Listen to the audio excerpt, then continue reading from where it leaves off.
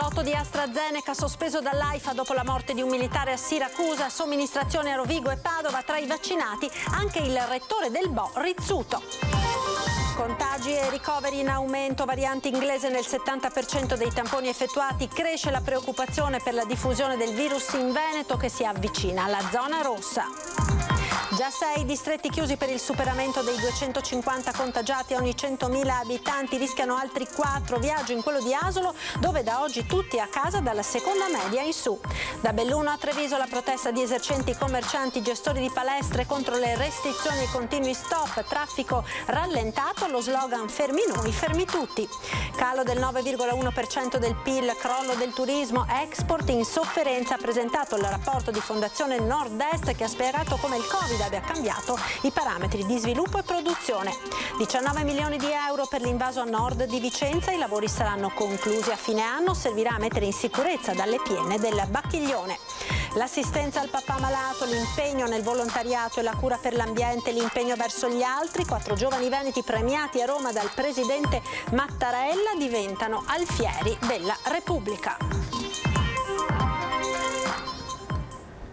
Ben ritrovati con l'edizione del Veneto dei nostri telegiornali. Anche la Regione del Veneto ha bloccato il lotto AstraZeneca come da indicazione dell'AIFA dopo la segnalazione di alcuni eventi avversi gravi. In corso verifiche, ma comunica la Regione, in Veneto non è stata riscontrata alcuna reazione grave dopo la somministrazione del vaccino. Sentiamo. Eventi avversi gravi in concomitanza con la somministrazione del vaccino AstraZeneca. L'azienda italiana del farmaco blocca precauzionalmente un lotto, l'ABV 2856, al quale appartengono le dosi sospette. La notizia, diffusa pochi minuti dopo le 14, allarma l'Italia intera, già sul chi va là dal mattino, quando si era saputo della sospensione del vaccino AstraZeneca da parte della Danimarca, seguita da Norvegia e Islanda. Nel nostro paese la decisione del blocco del lotto è stata presa dopo il decesso di un militare di 43 anni a Siracusa. Se la morte sia collegata alla somministrazione del vaccino non si sa. Al momento non è stato stabilito alcun nesso di causalità. A scopo precauzionale l'AIFA ha deciso per il divieto di utilizzo. Un certo numero di fiale del lotto ABV 2856 è arrivato anche in Veneto. La Regione ha provveduto a bloccarne l'uso, precisando che è attivo un monitoraggio costante delle reazioni avverse che finora non ha fatto registrare episodi di rilievo, ma solo eventi lievi che si possono comunemente verificare dopo l'erogazione.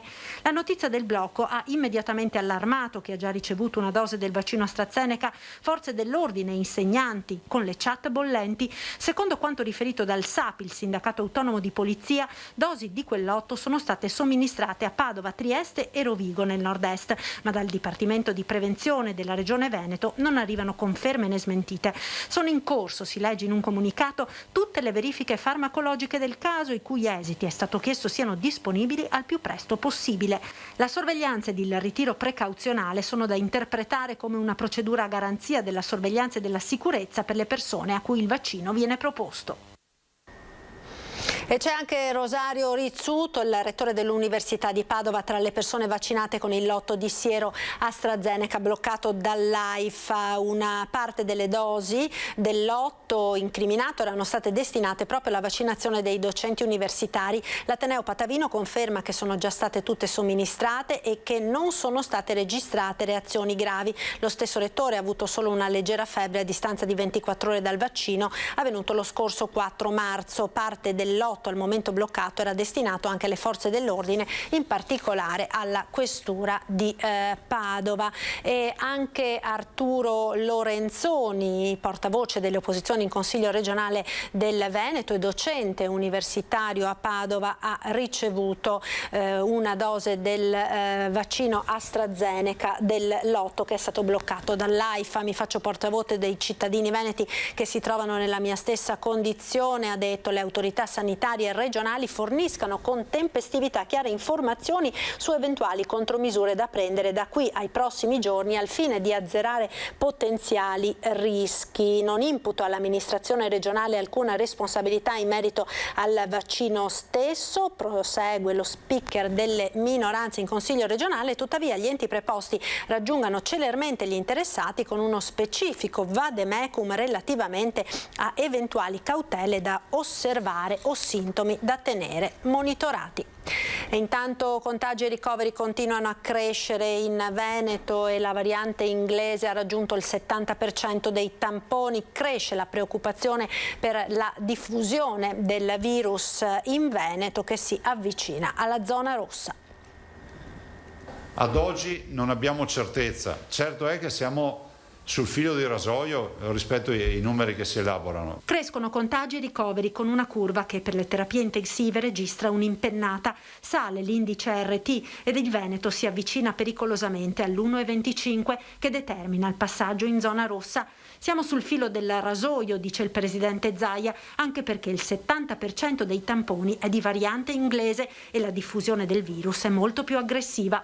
Sul fronte delle scuole sono 6 distretti passati alla didattica a distanza dalla seconda media in su, ma altri 4 si stanno avvicinando alla chiusura. Abbiamo altri 4 distretti che con questo incremento è verosimile, non sono chiusi da oggi, non saranno chiusi domani, ci sono sempre le 48 ore.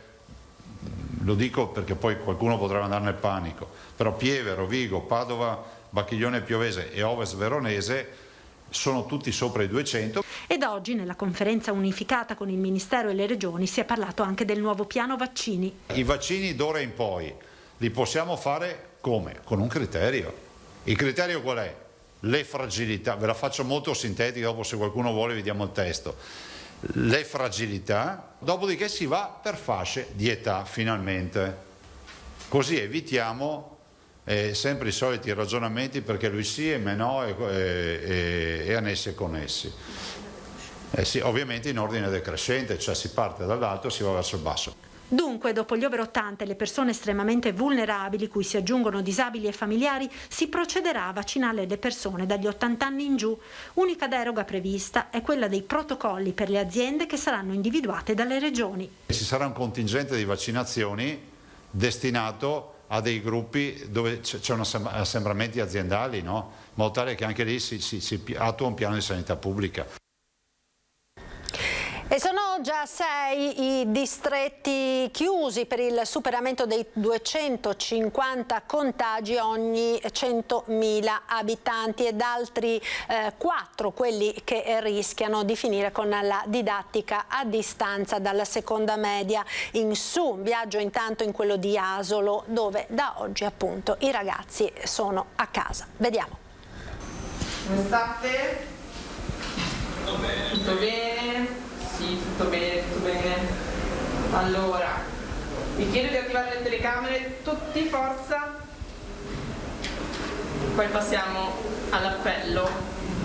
Comincia così l'ora d'italiano all'Istituto Filippin di Paderno, una delle oltre 40 scuole del distretto di Asolo da oggi in data al 100% dalla scuola media in su, per un totale di 20.000 studenti. Copione analogo all'Istituto Comprensivo di Crespano, dove le domande arrivano in tempo reale su smartphone. Io vedo se nel frattempo stanno arrivando le vostre domande. Sì, stanno arrivando. Poco distante Roberto Perizzolo, che qui insegna da 40 anni, si sta preparando a una lezione di musica virtuale.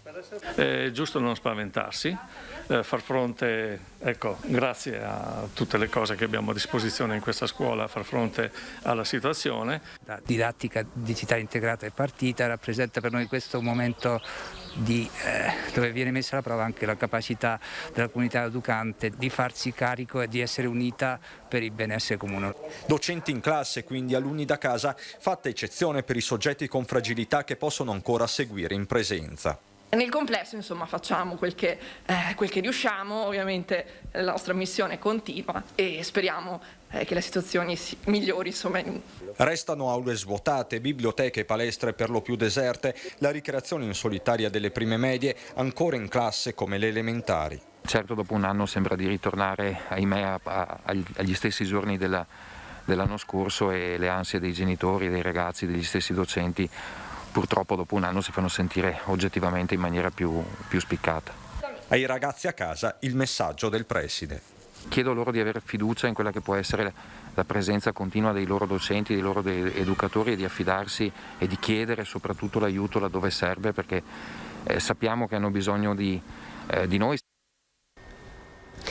E di nuovi blocchi e le nuove restrizioni stanno avendo pesanti ripercussioni sulle categorie economiche. Nel prossimo servizio il caso di Stefano Ceolin, noto ristoratore mestrino che da oggi ha deciso di iniziare lo sciopero della fame.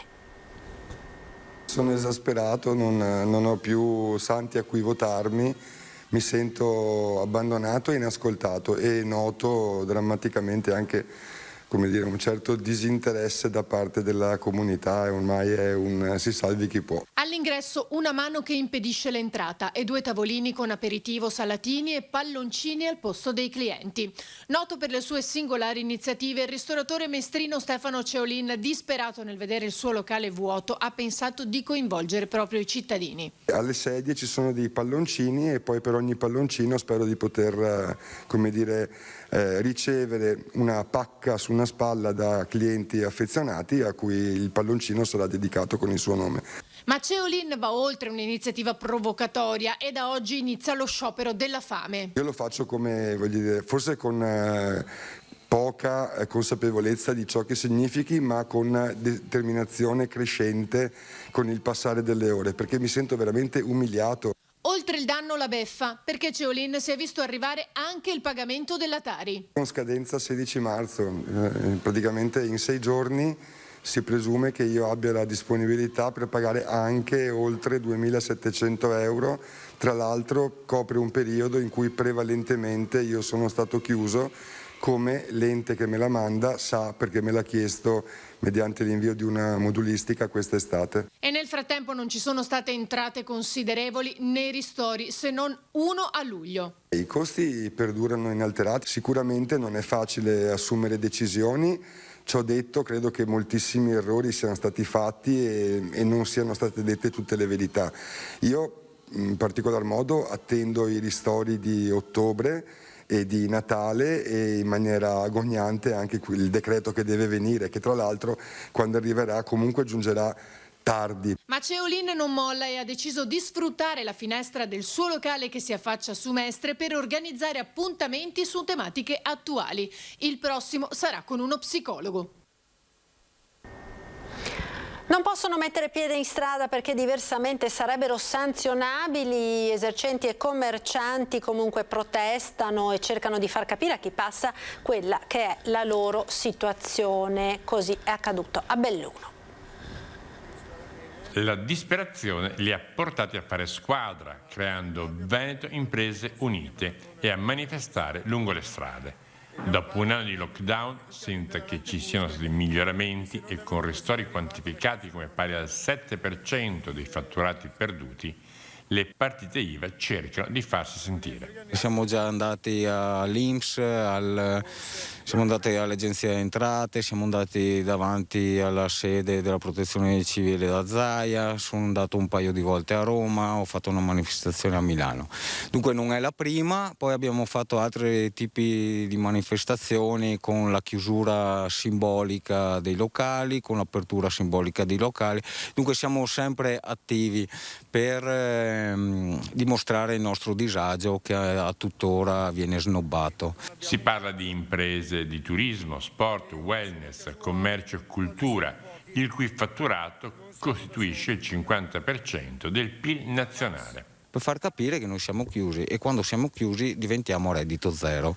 Volevamo far capire che non solo è in sé la ristorazione, ma che dietro la ristorazione comunque ci sono famiglie, ci sono figli, c'è vita e dunque tutta una serie di problematiche che non si ferma al bar. Persone che giunte alla soglia della disperazione chiedono attenzione. Noi puntiamo alle riaperture perché, come abbiamo visto, potevamo lavorare in sicurezza con i protocolli che ci avevano dato. Proteste statiche perché non si può interrompere il traffico, la prossima sarà qui a Sedico, in questa rotonda, scelta perché gravitano 3 grandi negozi e quindi tanta gente che potrà vedere i cartelloni di chi ormai è alla disperazione. E come la pandemia abbia cambiato i parametri dello sviluppo e della produzione fotografati nel rapporto della Fondazione Nord-Est. Abbiamo bisogno di creare ricchezza, ma il nuovo modello produttivo del Nord-Est non può non fare tesoro della lezione imparata in quest'anno di pandemia, in cui il 40% delle aziende ha riorganizzato il suo lavoro con lo smart working e in cui la transizione digitale è entrata non solo nelle aziende, ma anche nelle famiglie. Questo è il messaggio del rapporto 2020 di Fondazione Nord-Est. Questi cambiamenti vanno accompagnati non soltanto con interventi di breve periodo, come quelli del Recovery Plan, ma con interventi strutturali che richiederanno ulteriori risorse, non basteranno quelle dell'Unione Europea. La perdita di ricchezza innescata già dal 2019 nel Triveneto è confermata, meno 9,1% del PIL, crollo del commercio a livello mondiale con un meno 10%, meno 16% per l'export. I settori più colpiti, servizi e turismo, quest'ultimo con un crollo degli arrivi di oltre il 50%. Un rapporto che guarda in faccia la realtà e impone alla categoria responsabilità. Siamo noi imprenditori che dobbiamo essere attori protagonisti principali, siamo noi che conosciamo i mercati, che conosciamo i nostri prodotti. Ci sono degli esempi eccellenti nel mio territorio di aziende che hanno potuto anche sfruttare questo momento così drammatico. Avremo bisogno di immaginare da subito quali settori possono avere la capacità di riprendere ad andare veloci e quali invece soffriranno e che quindi necessiteranno di ristrutturazione o addirittura di riconversioni. Il nostro territorio ha dimostrato forse più resilienza di altri, però questo è un problema che dovremo affrontare.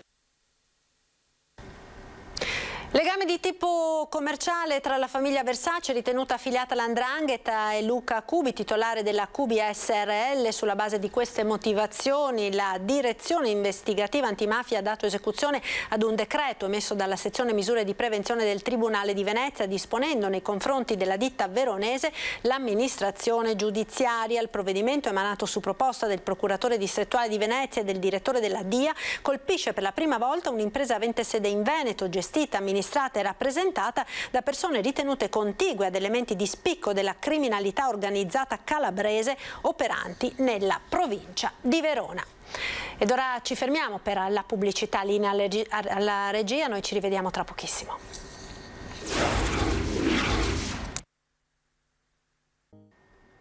E rieccoci in studio, proseguiamo con la cronaca. Presi i predoni che da inizio 2021 hanno ripulito alcune aziende della cintura urbana di Padova. I carabinieri hanno fermato 2 moldavi e denunciato altri 4 connazionali per furto e ricettazione. Rubavano di tutto purché fosse facilmente trasportabile: pneumatici, autoricambi, batterie, borse, scarpe, abbigliamento di marca, tabacchi. Una banda di 6 persone, tutte moldave, è stata sgominata dai carabinieri di Cittadella. I militari del nucleo operativo e radiomobile della compagnia, dopo una lunga indagine, ritengono che siano loro gli autori di almeno 7 colpi ai danni di aziende o magazzini di stoccaggio della cintura urbana di Padova e anche del Bolognese, avvenuti a gennaio e febbraio alla sede del Corriere GLS e alla Brands Industry di Limena e alla Noi Compriamo Auto di Vigonza. 2 i fermati e 4 i denunciati per furto e ricettazione. Tutto è cominciato a San Giorgio delle Pertiche. Tutto è partito dal rinvenimento di un furgone rubato nei primi giorni del mese di gennaio, che era stato oggetto di furto. Le attività investigative accertative, nonché l'intuito investigativo dei militari del nucleo operativo di Cittadella, ha permesso di poter mappare questa banda e di riuscire a divenire alla loro compiuta identificazione. I 2 fermati, come detto moldavi, sono un 31enne domiciliato a Padova e un 35enne domiciliato a Bologna. I 4 complici, loro connazionali, 2 uomini e 2 donne tra i 31 e i 40 anni, residenti tra Padova, Cadoneghe e Montegrotto. La merce rubata veniva stoccata nei garage di tutti i componenti. Il valore, ancora impreciso, di quanto rubato va dai 3 ai 400.000 euro e comprende anche 2 camion presi alle ditte svaligiate.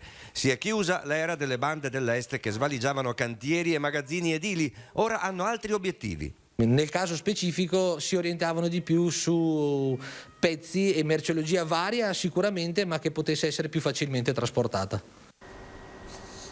19 milioni di euro per l'invaso a monte della città di Vicenza, i cui lavori saranno conclusi a fine anno, opera che permetterà di mettere in sicurezza i cittadini dalle piene del Bacchiglione.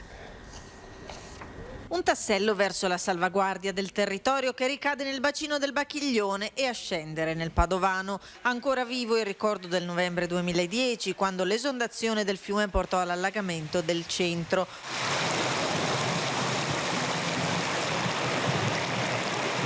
Oggi il sopralluogo al cantiere per l'invaso a monte di Viale Diaz, un bacino di laminazione che rientra in un programma più ampio per la realizzazione di opere volte a contenere i rischi idraulici e geologici. Fa parte di un sistema idrografico che è composto da più corsi d'acqua, e oltre a questo bacino di laminazione che si sta realizzando e che noi speriamo entro fine anno sia completato, ci sono altri 2 bacini di laminazione a monte, uno sull'Orolo che i lavori partiranno a breve e uno invece è già terminato, il bacino di laminazione di Caldogno, che peraltro è il primo bacino di laminazione che abbiamo realizzato come Regione Veneto e che è già entrato in funzione anche con l'evento dei primi di dicembre e che ha dimostrato la sua efficacia, perché pur avendo registrato precipitazioni maggiori rispetto a quelle del 2010 e anche a quelle del 66, non abbiamo avuto problemi a Vicenza. Se il bacino di Caldogno dovesse arrivare alla massima capienza e quindi non farcela più, chiaramente a cascata questo bacino è più a valle, quindi questo bacino garantirà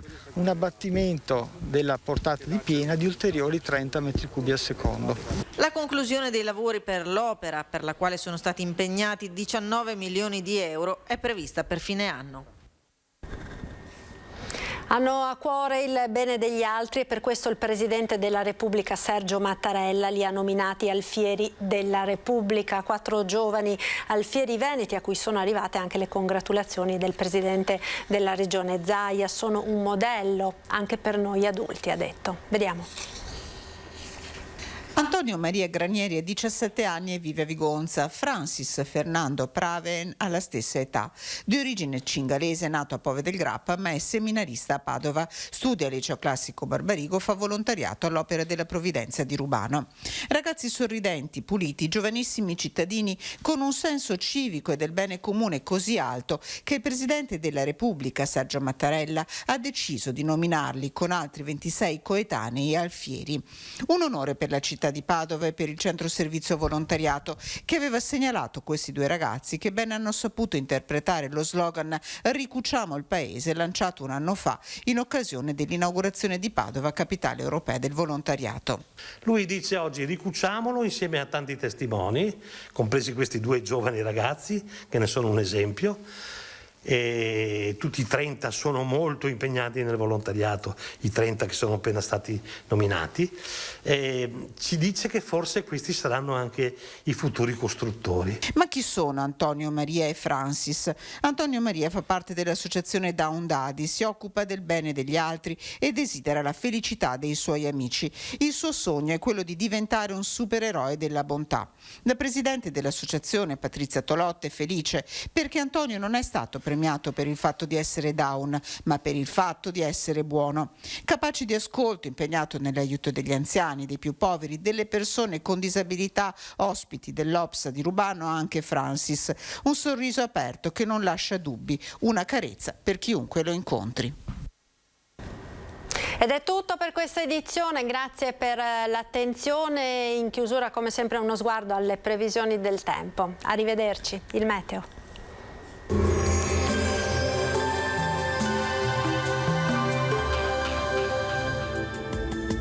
Benvenuti ad un nuovo aggiornamento meteo. Dopo alcuni giorni caratterizzati dalla presenza dell'anticiclone, la pressione cala lievemente, permettendo così l'ingresso di una perturbazione. Vediamo insieme il dettaglio. Sul Veneto condizioni variabili, lo vediamo dalla grafica di venerdì 12 marzo, cielo molto nuvoloso con piogge più frequenti nel corso del pomeriggio, alternate comunque a momenti più asciutti. La minaccia dal nord Atlantico sarà solamente di passaggio perché entro la notte le precipitazioni tenderanno a cessare. Clima ventoso con temperature minime comprese tra lo 0 e i 7 gradi, valori massimi invece tra i 9 e i 14 gradi all'incirca. Ci spostiamo ora sul Friuli Venezia Giulia, anche qui il tempo sarà perturbato con rovesci, specie dalle ore pomeridiane. Localmente saranno anche di moderata intensità. Temperature minime tra 2 e 5 gradi, massime invece sui 9-11 gradi all'incirca. Diamo infine uno sguardo alla situazione del Trentino Alto Adige, anche qui sarà instabile con qualche pioggia intervallata da parentesi più asciutte e soleggiate. Temperature minime intorno ai 2 gradi, massime sui 14 gradi all'incirca. Dal meteo di Antena 3 per ora è tutto, grazie per l'attenzione, arrivederci al prossimo aggiornamento.